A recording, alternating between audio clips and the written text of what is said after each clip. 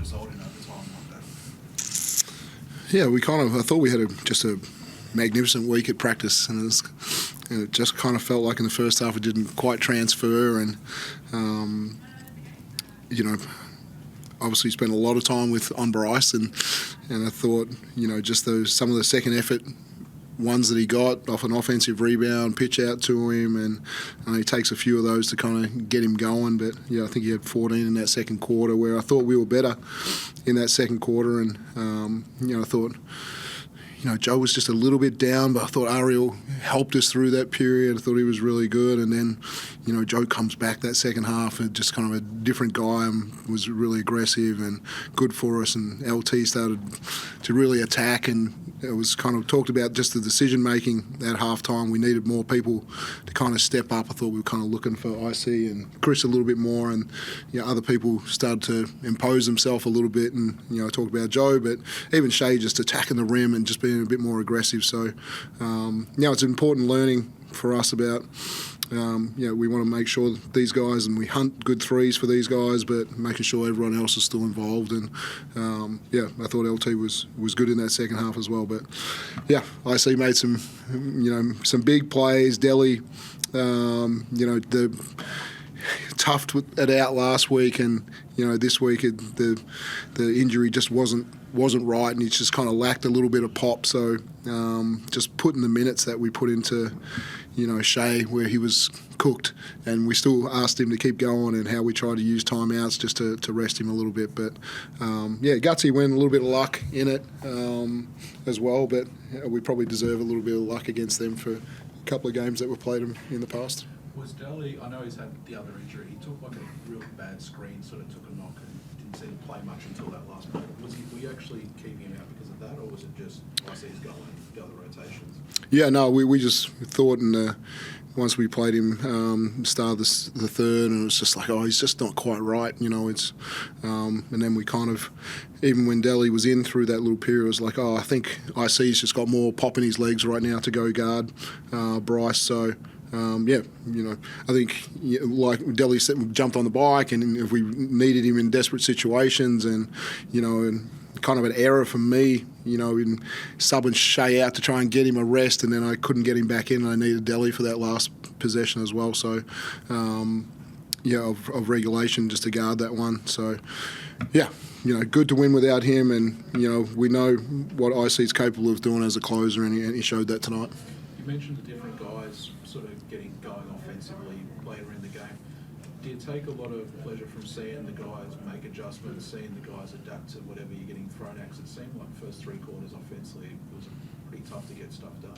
Yeah, I think we were, three or four of 18 or something like that. I think we went something like, 8 of 13, 8 of 14, something, after that third quarter and overtime. So, putting the ball in the hole and shooting confidently and making sure, CG and IC were the guys, and LT really stepping up and making those shots as well. So, I thought there was a lot of good open looks in the first half, though just didn't think we were aggressive enough with it. And you've played big games all over the world, all sorts of things, but how much did you enjoy that? What did you see from the way the guys got it done in fourth quarter and overtime when there was a lot of pressure on? It was good. It's, like Coach said, I think it's a testament to us coming out in the second half and being more of who we wanted to be, who we've been all week, trying to get ready. But just guys, gritting it out. Obviously, with guys going down and maybe guys are a little tired, but at the same time, being able to pull for one another. We talked about it all week of don't let your teammate down. Even if you're tired, either get a sub or kind of just grind it out. And I think that's what we did in that fourth quarter and in overtime and got the win. Do you like shooting under the stars? It looked like you barely missed one. I missed my first free throw, so that kind of bothered me a little bit. I was kind of thinking about the win too much, but just how the game flows. I try to find my spots and pick them as best I can in the flow of the game. And guys were doing a great job. I try to play a lot off CG a lot because of obviously the gravity that he pulls with what he does. And guys setting screens and just kind of floating to open spots, receiver spots. We talked about it a lot, and we're just rising up and shooting it. Ian, how good did it feel to hit the shots that you did at the end, especially because it looked like we were really frustrated at the end of the fourth quarter? You had a few turnovers. How good was it to step up and hit those, and what's it like mentally to sort of forget about those plays and step up and shoot those shots? I mean, it was tough. Obviously, ball slipping out of my hands, me falling over, things like that, turning the ball over. But the guys did a great job of coming back to the huddle and just saying next play. And, if I don't want to be the guy that's make it about myself, obviously, but, CG hitting a big shot, Joe hitting the free throws put us back in a position to where now we're back in overtime. Now it's 0-0 again. So just being able to keep my head in those positions. I'm hard on myself a lot, so credit to the guys on the bench and even CG coming over to me and saying, this it's over now. Let's keep going. So they helped me a lot. Dean, what did you think about the defense on Bryce? Obviously, he played all 45 minutes, 36 points on 20 shots.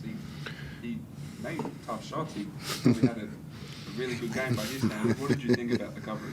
Yeah, it's wild that he played 45. For the way that he plays and the speed that he plays at, and the defense that we had on him. So, we kind of look at it and say, actually, we probably did a pretty good job for him playing 45 minutes to only have him have 20 shots. We were a beat late on a couple of them, and he rose up and knocked them in. And part of tonight was, trying to limit the amount of times he got to the foul line, and 9 is probably still a little heavy, but I don't think we ever fouled him on a 3-point shot tonight. How our closeouts on, we talked in depth about so many things tonight, and some of them we got done, some we didn't. But yeah, it's a hell of an effort from Bryce to keep doing what he did all night.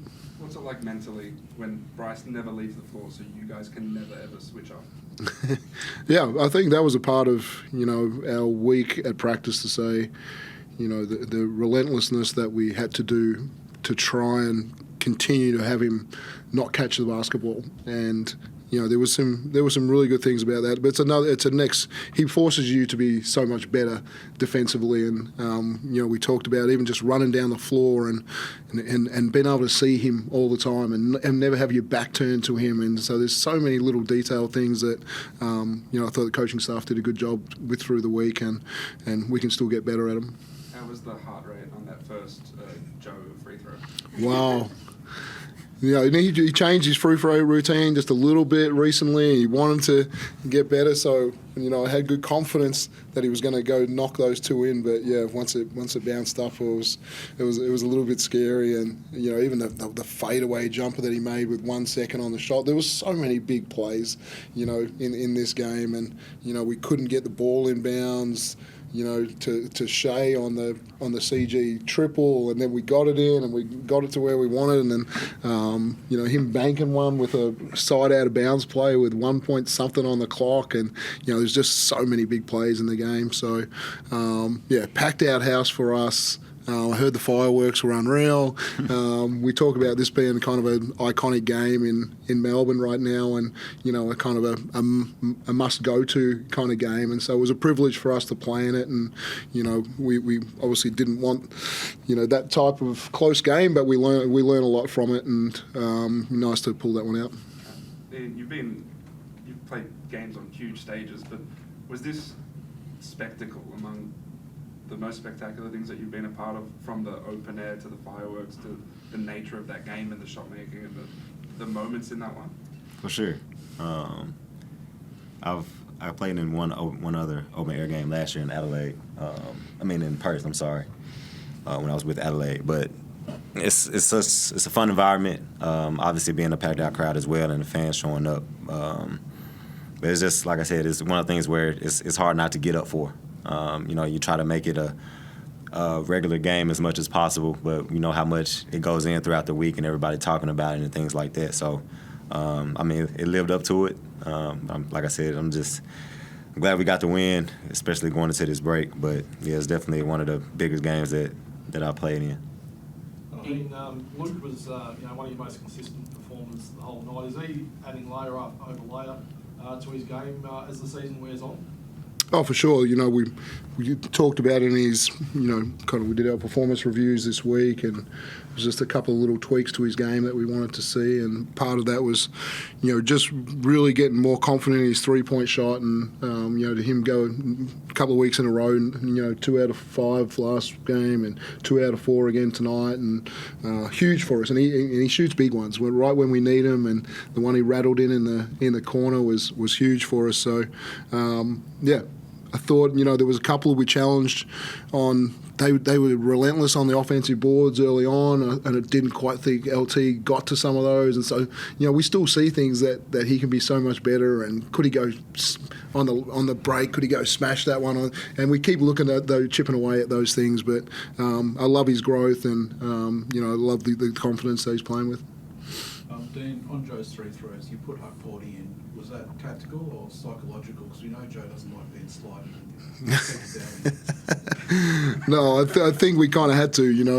If the best chance of it missed was to have Ariel in there to tip it out and to do something. So I just got to be better with who I sub out and understand the rules a little bit better as well. So improvements for me. And how tough is it as a player out there to actually guard a guy like Bryce Cotton, who's just a lead player on the court? I've known Bryce for a long time, and a lot of games that I've played over here has been battles against him. Obviously, we know what he's done, his history here, obviously playing in Perth and the attention that he draws on with his team. But, it's always fun playing against him. It's tough because it's, even with his shot making, you think you're there, and obviously you don't want to foul him. But he's makes some tough ones. And, even I credit Shield. I talk to him, throughout the game all the time. I ask him if he's tired. I know he's gassed sometimes, and but he's so relentless in what he does against a guy like Bryce and everybody as well. But he's one of the tougher guys to guard in this league. Obviously, he gets downhill. He can draw so much attention and getting guys open. Usher had a good game as well tonight too, and I think that was part because we were so paying a lot of attention to Bryce. So everybody knows who he is, and it's a pleasure to compete against him. Yeah, and credit Shilly there. He's plus 15 in his minutes as well, and so amazing what he was able to do in his minutes tonight. For sure. It took a while for JLA to get started. He was a bit shaky in that first half. What changed in the second half for him to get going? Yeah, I think sometimes when we give him responsibility for really, trying to pack the paint, and anytime Bryce has got it, when, the center's the helper, and having other people try and help him, and I think at different times it probably puts him in a little bit of a passive mindset about how he guards his own guy and different things. So, we've got to continue to find ways to, when we're asking him to be that super helper and protect the rim for us, that we probably need to go to him at the other end a little bit more and get his aggression going down there. I loved the way he bounced back tonight. That's the important part. If it wasn't great the first half, and Ariel did a really good job, and that's the luxury of having those two guys. If one's down a little bit, the other one seems to just really pick it up. So, but I loved the way Joe wanted the basketball down the stretch there, and for him to make those 2 free throws, he'll walk out with a lot of confidence. And you had a great shooting night. You've been one of the most efficient perimeter guys, maybe the most efficient perimeter guy this season. What are you seeing out there that's getting you in such a flow and that's allowing you to see these shots fall at the rate that they are? I just try to hunt good ones, honestly. It's not really much more to that. We got guys that CG's a tough shot maker, and he draws that attention. And guys, when especially in the second half, specifically tonight, when Shay's going downhill and he's being aggressive, when you got guys like Joe that can get it on the block and go one-on-one, it makes my job just easier. And a lot of them are wide open sometimes. I get into it where the shot clock's late or something like that, but for the most part, I try to be as efficient as possible with making the open ones. It's pretty simple as that.